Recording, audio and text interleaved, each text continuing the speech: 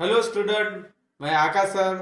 आज आपके सामने फिर से हाजिर हो गया आज के नए टॉपिक के साथ में। तो आज का हमारा टॉपिक है द्विघात समीकरण।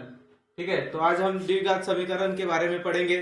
तो द्विघात समीकरण क्या है, सबसे पहले इसकी परिभाषा देखते हैं। वह समीकरण ऐसा समीकरण दिया होता है जिसमें अज्ञात राशियों की घात दो होती है। मतलब जिन राशियों का हमें मान ज्ञात करना है उस राशि की घात दो होती है, तथा इनको हल करने पर हमें हल इसके जो मान प्राप्त होंगे हल में वो दो मान प्राप्त होते हैं। तथा इनको हल करने की हमारे पास दो विधियां हैं, दो विधियों से हम इसके मान प्राप्त कर सकते हैं। तो सबसे पहले है गुणनखंड विधि और दूसरी है सूत्र विधि। ठीक है, तो इसके पहले हमने गुणनखंड विधि पढ़ चुके हैं। तो गुणनखंड विधि में क्या होता था कि इसमें त्रिपद मतलब तीन पदों के रूप में बीजीय व्यंजक या समीकरण दिया जाता था और उसको बीच में से तोड़कर हम उसको चार भाग करके उसके आंसर निकालते थे। तो हम इसके भी सवाल कुछ देखेंगे। और दूसरी विधि है सूत्र विधि।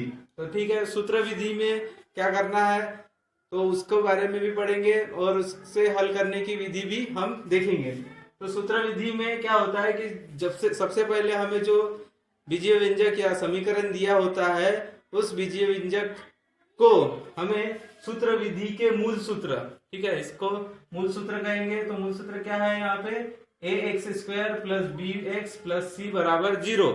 तो जो क्वेश्चन दिया रहेगा या जो बीजीय व्यंजक दिया रहेगा उसकी तुलना इससे करना होगा। ठीक है, तो यहाँ पे x का गुणांक a, तो a के स्थान पर कोई वैल्यू रखी जाएंगी। वैल्यू मतलब या कोई अंक दिए जाएंगे, तो यहाँ अंक रहेगा, b के स्थान पर भी रहेगा, c के स्थान पर भी रहेगा।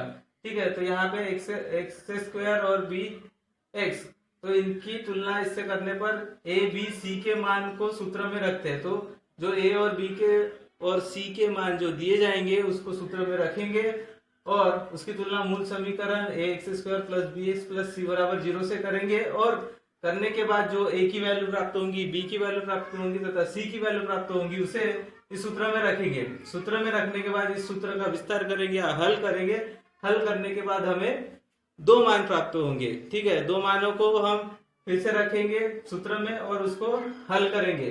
तो हल करने के लिए हम आगे सवाल पढ़ेंगे। सबसे पहले आपको ये गुणनखंड विधि समझना है, उसके सूत्र को और उसकी परिभाषा को याद करना है। आप परिभाषा जो मैंने बताई है वो परिभाषा को आप अपने कॉपी में नोट करेंगे और उसको याद करेंगे।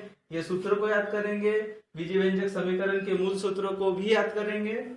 और जैसा कि ये सूत्र विधि है, सूत्र विधि तब लगाई जाएंगी जब गुणनखंड विधि से हम बीजीय व्यंजक के मान प्राप्त नहीं कर सकते हैं, तो सूत्र विधि के द्वारा हम बीजीय व्यंजक के मान प्राप्त करेंगे। तो ठीक है फ्रेंड्स, अगले टॉपिक में मैं आपको इसके सवालों के साथ हल करना सिखाऊंगा। तब तक के लिए आप इस परिभाषा को याद करिए।